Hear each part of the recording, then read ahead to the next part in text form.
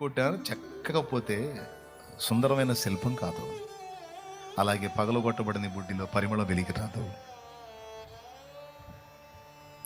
అలాగే విరవబడని రొట్టె విస్తారం కాదు. బిడ్డ,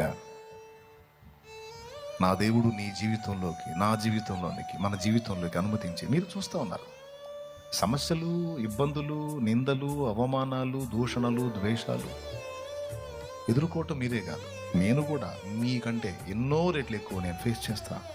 ఇప్పుడు కాదు, సంవత్సరాలుగా నేను అనుభవాల్లో నుంచే వస్తున్నాను. నాదేం దాచబడిన జీవితం కాదే, పబ్లిక్ లైఫ్, బాహాటంగా ఉన్న లైఫ్ నాదే.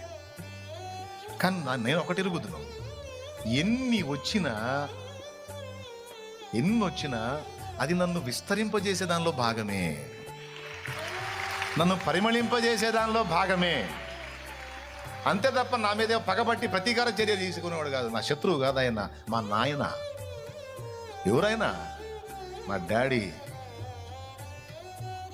నన్ను పిచ్చిగా ప్రేమించే నా తండ్రి, నా కోసం చచ్చిపోయేంత తను అప్పగించుకున్న నా బంగారు తండ్రి. ఆయన నా శత్రువా?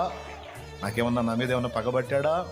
మరి ఎందుకు కొన్ని అనుభవాలు, కొన్ని ప్రతికూలతలు, కొన్ని దారుణమైనటువంటి వేదనామయమైన పరిస్థితి ఎందుకు అంటే ఆయన నాకు అవసరం. నా పరిమళాన్ని వెదజల్లడానికి కావచ్చు, నన్ను ఇంకా విస్తారంగా అనేకులకు ఆహారం చేయడానికి